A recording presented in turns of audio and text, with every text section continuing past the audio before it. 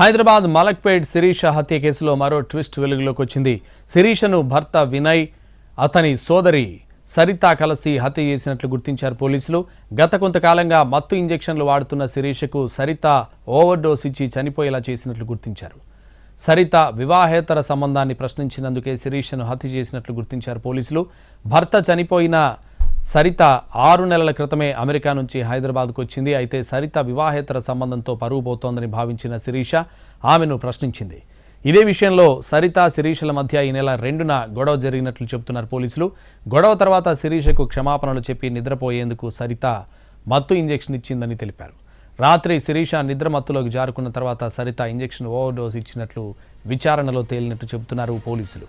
మరుసటి రోజు శిరీషను లేపేందుకు ప్రయత్నించినట్లు సరిత డ్రామా ఆడి లేవకపోవడంతో శిరీషను సరిత హాస్పిటల్కు తరలించిందని తెలిపారు. డాక్టర్తో గుండెపోటు వచ్చినట్లు చెప్పించి శిరీష మృతదేహాన్ని హుటాహుటిన దోమలపెంటకు తరలించారు సరిత, వినయ్లు. అయితే శిరీష మేనమామ ఎంటర్ కావడంతో హత్య ఉదంతం బయటపడింది. దోమలపెంట నుంచి మృతదేహాన్ని రప్పించి పోస్టుమార్టం జరిపించాడు శిరీష మేనమామ. శిరీషది హత్యగా పోస్టుమార్టంలో బయటపడడంతో సరిత, వినయ్ అరెస్ట్ చేశారు పోలీసులు.